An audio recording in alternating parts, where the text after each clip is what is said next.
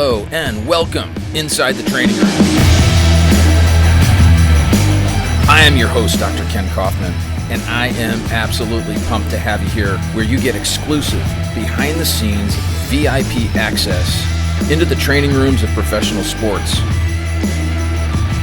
In the studio today, we have the foremost expert on laser therapy. And if you want to know anything about therapeutic laser, Jeff Gavette is the man to talk to. In this first part of my interview inside the training room, Jeff talks about how he went from the military to medical sales and eventually how he got involved with Aspen Lasers. And you're going to learn how you can get the best use from laser therapy in the sports medicine environment. All right, with me in the studio today, I have a fun guest. Guy knows a lot, but really is the laser guy. I like to just call him the laser guy because my guest is Jeff Gavette from Aspen Lasers. And, lasers are found in the training rooms all over professional sports. And I use laser in my own practice. I use laser with the Orioles and love the modality. And I wanted to have Jeff in here and to be able to talk about laser and talk about his background. And Jeff, welcome to Inside the Training Room. Yes, thank you so much. You bet. So, tell us a little bit about yourself, Jeff. I know that you went to high school in California, right? Yeah, I grew up in California. I was a Navy brat. So all over. You were all over. San Diego all the way up to Eureka, California. Oh, okay. Cool. So, you came from kind of a military background, so you ended up getting into. So when we met in Panama City Beach, a while back, you were talking about how you ended up going into the Coast Guard, and it was kind of a fun story because you were like, considering college, and so tell me about that. Well, I just my head was bigger than my athletic abilities, so I just thought I was going to get all these offers for scholarships to play football, and realized that my talents didn't meet what my ego thought I was. Gotcha. And so we got a free day off back when I was in high school if you took the ASVAB test. So realized quickly that I wasn't going to go to college, and so I went into the military and went into the Coast Guard, and in boot camp got recruited by the Presidential Honor Guard, and then it was game on from there for the first President Bush and then the inauguration of Clinton. Oh, cool. So, you mentioned that that ego got put in check in boot camp. Oh, very quickly. Yeah. And when you arrive and then some big men come, jumping onto the bus and yelling and screaming at you. And then I was like, I think I'm on the wrong bus. This was definitely not the recruitment that I was given. Uh-huh. Hey, now what are you going to do? You just had to go with the flow, right? And I didn't say anything either. I really quickly got in line. So. Yeah, fun. So now you've been in sales for quite a while, right? Is that? Yeah, I started, it was about the end of 95 when I started getting into medical sales. Started out first as a trainer. So manufacturer trained in iontophoresis, which you use anything from electrical stimulation to high volt, how to use the product to the best of its ability. We would go into the clinic and train the professionals that were using it how to get the best use out of each product that was put into their office. All right, cool. So you train the physicians how to... Yeah, depending on what we were doing. So if it was physical therapist, we would have a sit down with the physical therapist, the PTAs, the physicians. If it was in a chiropractic office, we would work with the chiropractor or the CA. It just depended on the piece of equipment and then, the training to, utilize it the best in the clinic. Right.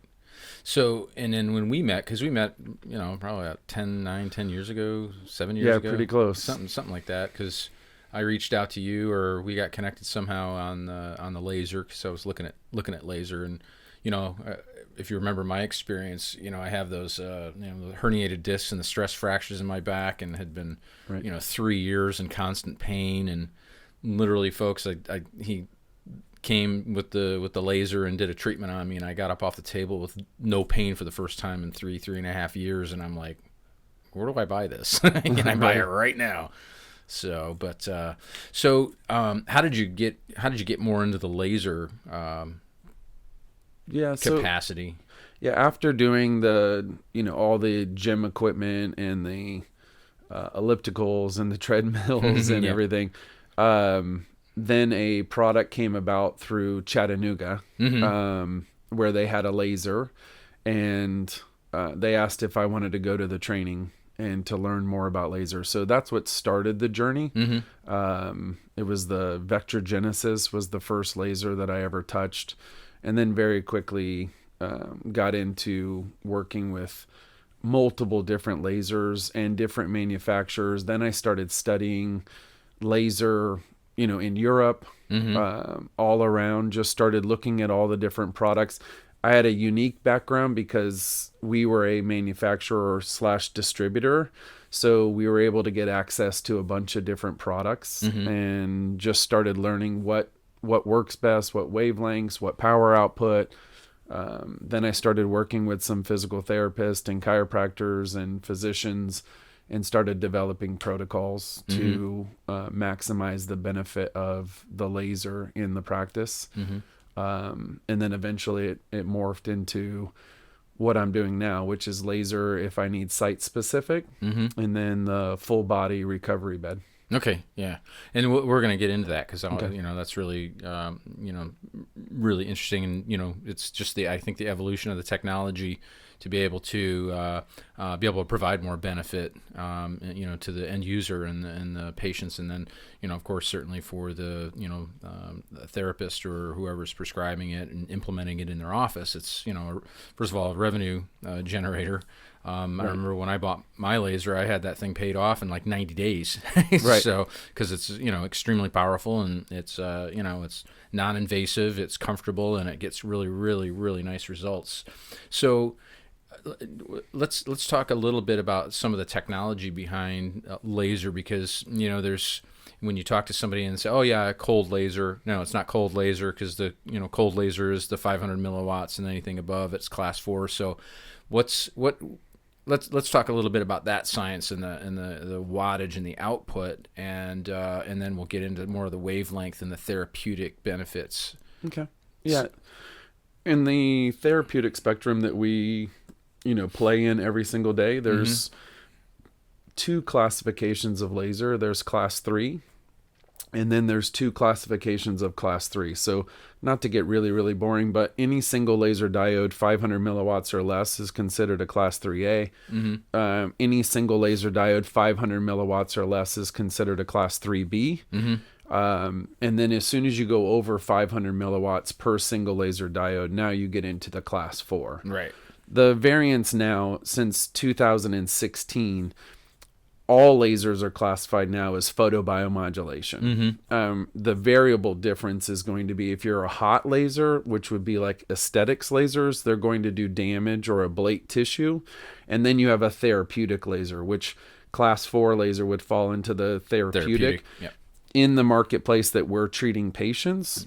So the only real difference between a class 3 and a class 4 is a class 3, you just don't feel it. It's very low powered. It's the reason why people call it cold, even though that's really just a made up term. It's actually called low level laser therapy, or LLLT. And then you have HPLT, which is just high powered class 4. Right. Okay.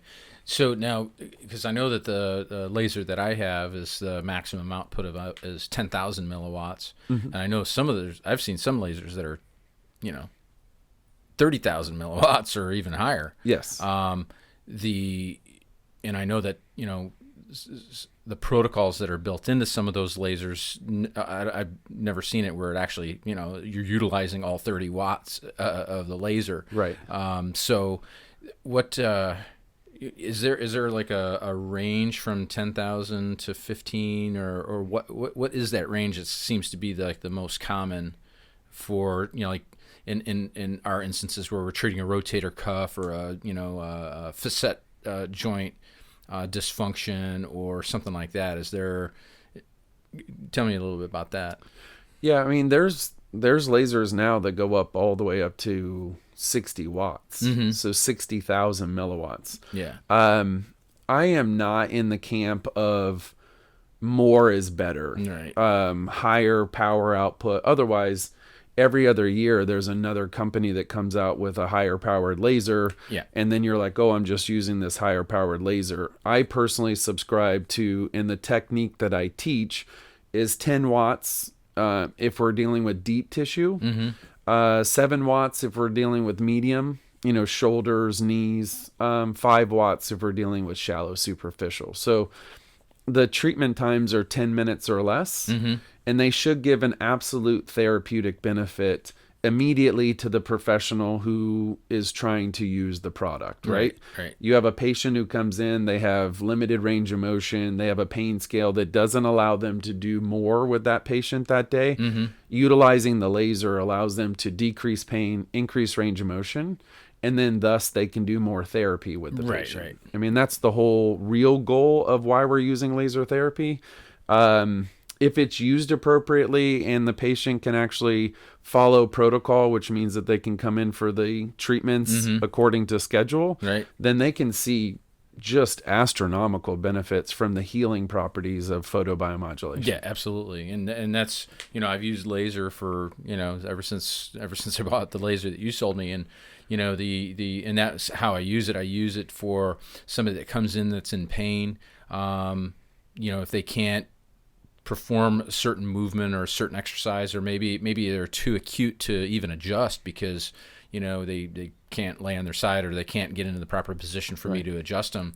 The laser is just invaluable as a tool, because then we can decrease some of that inflammatory change. We can modify some of the pain that they're having, and then we can go ahead and start being a little more aggressive with whatever therapy and other modalities that we have to do. Because quite frankly, I employ several different modalities that all kind of work together, and laser's just one of those. So now I know that there's a difference in the tissue penetration, not necessarily from the wattage or the output, but more of the wavelength of the infrared light.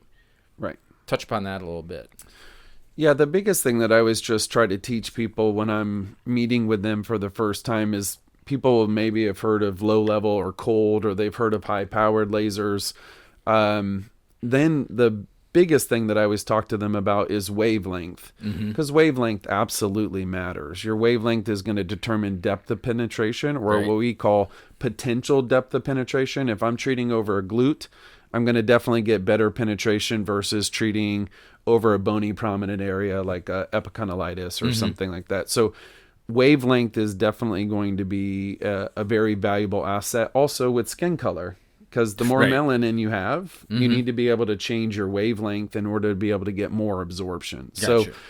So most of the stuff that I do now is a dual wavelength, using 810 or 980. And then, just modifying the wavelengths to get your best depth of tissue per the treatment. Okay. So between the 810 and the 980, yes, which one?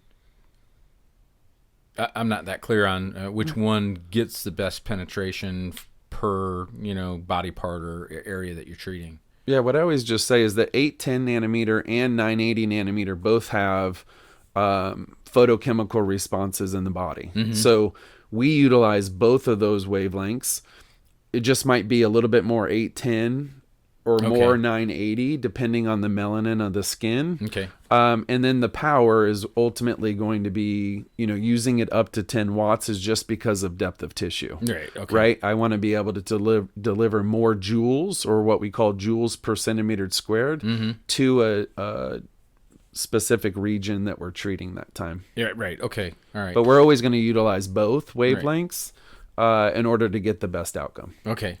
Yeah, because what you've explained to me recently with Aspen Lasers is that you can blend those wavelengths in the same treatment, Yes. which the laser that I have is kind of limited. It's either one or the other.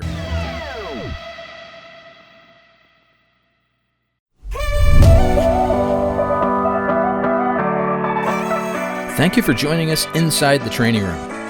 Make sure to tune in for the next informative episode where Jeff discusses the physical effects of photobiomodulation that results from laser therapy. He also discusses the various conditions treated with Class 4 laser therapy and the basic protocols for each type of injury.